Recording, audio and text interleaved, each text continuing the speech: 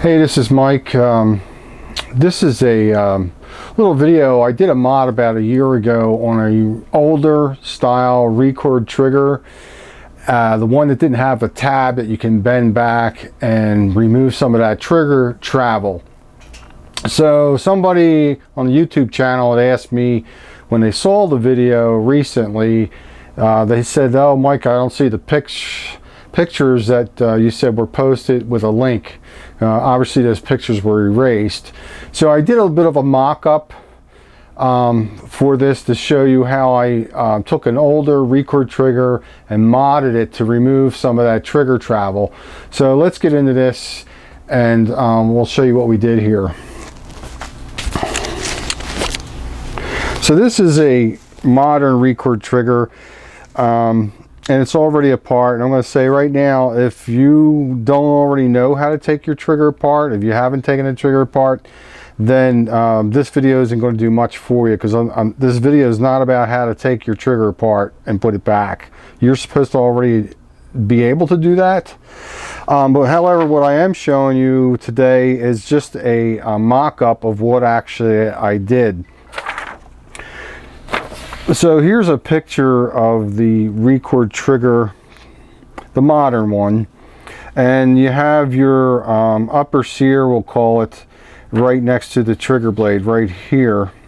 This picture's kind of weird. I don't know why it's showing this, but this part here doesn't belong here. It's actually this part here. Oh, this is the arrow. That's what that is. Okay, I see it now. So here's your sear, your upper sear towards the trigger. And then there's a piece on top of that piece, and that's the piece that the trigger blade rides on.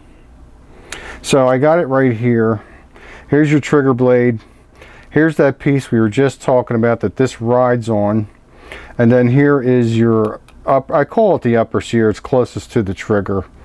You can call it the bottom sear, but I call it the upper sear. It doesn't matter. But this is what goes on when you here's your trigger. I don't know if that's in close enough. You can see the rollers. So if I remember correctly, because it's been a good year, I had a gun that came in, and it was an older style one. It didn't have the little tab here. The modern ones, guys, will bend this tab back, and what that winds up doing is pushes the trigger back, removes some of that trigger travel. But I don't really care to, I don't need mine if I have the modern Record trigger. I'm happy with what I have so far. And I do have a lot of guns that are brand new that I haven't gone through yet. So time will tell when I get into them if I'm going to do anything at all to the triggers besides clean them up and lube them properly. But however, here's the mod that I did. Basically, I took this guy here off the upper sear, and I made notes to where the trigger actually rode on this when it was all together. And you can do that by pinning your pieces together on the outside of your housing, right? You take them out and then you put them back and you line up your pins, and then you get to see where this is actually riding on this piece here. So what happens, if I remember correctly, when I did my mod, I just took this round piece out, and where I wanted to make the mod, I flattened it some because this is kind of rounded. So where I wanted to do the actual mod, where it lined up with this trigger, and I believe I did it right back here behind these pins in that area where it was touching here on this piece. What I did was I flattened this little section out, and I drilled a small flat bottom milled, use a small flat bottom mill bit to get me a flat bottom hole, and I drilled a small recess into it once I flattened that little section out. And then basically I soldered a little bump, smoothed it all out when I was done, and soldered a little bump. And what that did was it basically pushed the trigger back, and this also caused this to push up against the other sear, which also will readjust this as well. So you really got to pay strict attention to what you're doing. So what happens is you'll solder a bump after you do your little flat and then drill with a small flat bottom drill bit, you'll solder a bump in there, and then you're probably going to realize that your bump is too high, because it doesn't take much to put on here before you get some actual movement between the trigger blade, and you only need just enough. So you wind up putting a little bump in there, maybe taking some of it back down with your Dremel, then sticking your pieces together, and you'll watch your two sears. You know, there has to be a minimum bump so that you don't take all your sear adjustment out, because that will take your sear adjustment out. So the basic idea is add that little bump and make it so that you lose some of your trigger travel, but your sears are still good to go. I'm going to remove this pin. Give me 1 second. And then your trigger mod is done. But you have to go back and forth with putting your trigger all back together once you do the mod. But what I did do today is I did a little round mock-up. So this, not going to do my trigger because it doesn't need to be done. Now, one of the things if you do this mod, I haven't done it rather, but you may even be able to use some JB Weld if you make your flat spot and do your little flat bottom hole, and just put a dab of JB Weld in there and let that harden rock hard. I don't know. I haven't done it. It was just an idea. I had used solder. The steel here seems to be takes the non-lead solder very easily, so there must be some, obviously there's some lead in here in this steel in order for that to happen.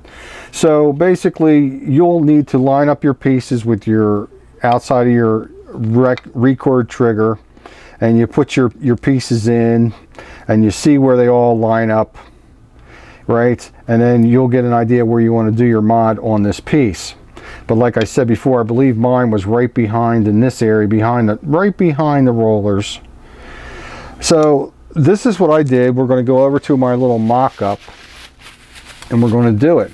Now, like I said before, if you don't know how to work on your trigger, if you don't know how to pull, I'm not going to do a video on taking this all apart and putting it back together. That's for you who are mechanically inclined to work through that, or get your information on the internet and figure it out yourself. But I'm not going to do it. And I have my own reasons for not doing it. But anyway, once you pull your pieces apart, you'll be pulling these pins out. To start with that, you'll look at your pins on your block, and you'll notice now one side will be flattened over, and the other side will have just a slight bevel, almost like a like I said, a slight bevel. So if you have the bevel side here and the flat part here, and a lot of them are mushroomed, you don't want to drive the mushroom end through.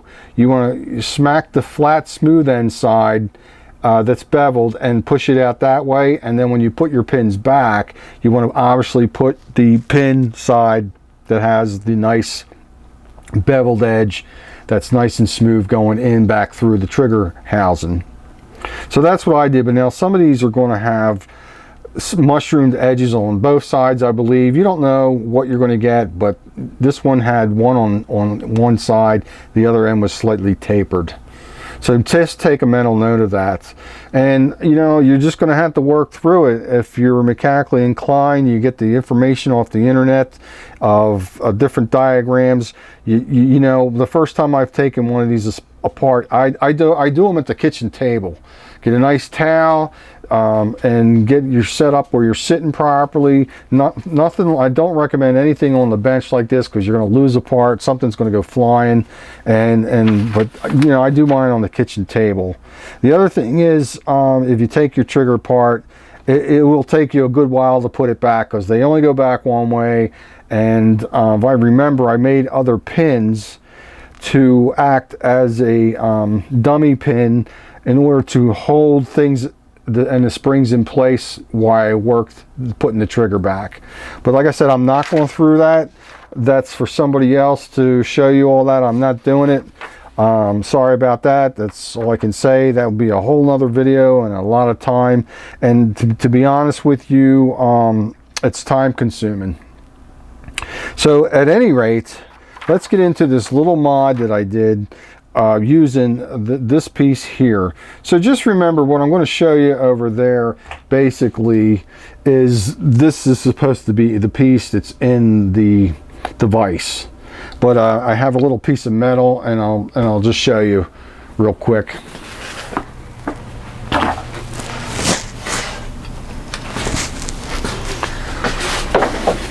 So what you're going to do is already mark and find out on that piece where you want to make this mod, and then you're going to flatten it out with a file, right? Dremel it down, whatever works for you, and then you're going to get a small flat bottom mill bit and then drill a little indent on your piece, and that'll give it a little pocket for your solder to dip into.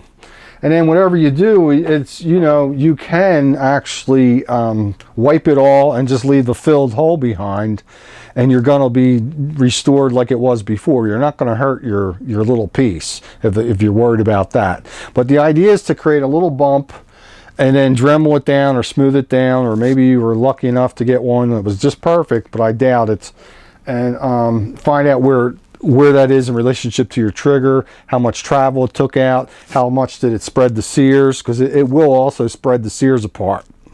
So when you push your regular trigger with that travel, and you look at your sears on the bench, you'll see as you push your travel back, it also pushes the sears apart. They start to ride away from each other. So you have to understand that as well. If you do this mod, it's going to make your sears with less adjustment. So what you do is on you. I am just sharing what I've done on that one particular gun that came in one day that was an old style Record trigger.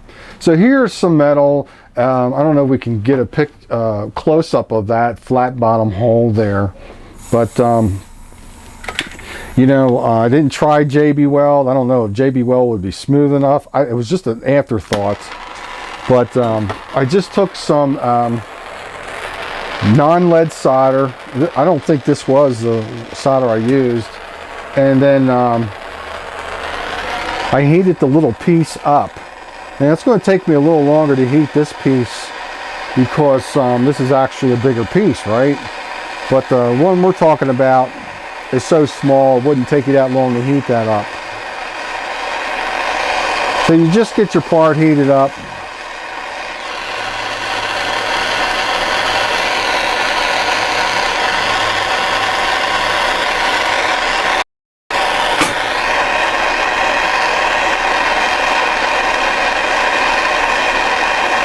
I don't know if I can splice the other part of that video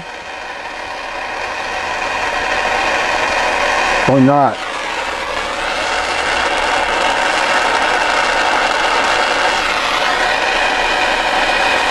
So there's a little,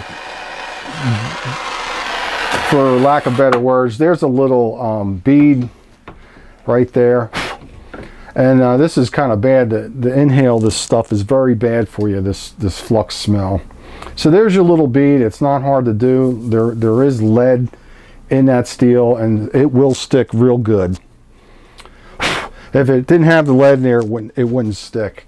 But anyway, then you take that, you can maybe use your brush and warm it up a little bit to shape it to make it a little cleaner, or fold around the round part of that sear piece that we're talking about, and then maybe grind a little bit down with your Dremel, or if you don't have a big bump, and see what that does for you.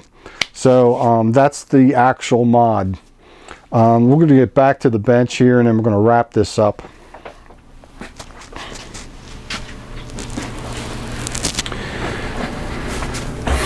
So I would like to say that I just bought some brand new shirts today for anybody that has your own shop and stuff. Maybe I don't need to mention it, but I got out of the habit of using these aprons. And what happens is you wind up ruining your shirts, right? You're at the grinder, you're splashing something hot and greasy on, maybe even some flux, and your shirts just all get ruined. So I'm back in the habit of wearing my apron here. It's well worth it. As far as this triggers go, you know, that mod was great. It worked out great, and the customer really liked it. What's going on here on the bench is I am still waiting for some stuff before I can order some things. and I'm not in a hurry. I just got into these 2 projects here, and since I'm waiting for some things before I make an order, it's just going to sit. But this guy had called about this particular older Record trigger. He saw that video up, and those pictures weren't no longer there. So, you know, this should give you the idea of what we were talking about. It was a neat mod, and it worked really good. But keep in mind, you already need to know how your trigger works. And if you're mechanically inclined, you know, and you feel you can take it apart, take it apart and put it back together again on your kitchen table, and you'll get the idea of how those springs go. Because they only go in one way, and you may need to make another type of pin out of something to use to hold it there while you put the other pieces in, and then you can use a punch that fits to slide that piece out and then still hold your pin in place, your spring pin or your spring, to work your trigger, because they really are, they can be a pain in the butt. And that's one of the reasons I'm not doing them, because I'd have to be here and get it all refreshed in my memory how I did it the last time, because we don't do this stuff every single day. And when we work on these triggers, we don't really normally have to pull them apart. We can clean them and degrease them. We can fine sand them. If it's really a worn sear, then obviously they have to come apart. But most of the time you can see that, and it's not. You just can do it a different way. But anyway, this is Mike saying thanks for hanging out. Be safe, and remember, whatever you do, I'm just showing you, you do at your own risk. This is Mike saying take care.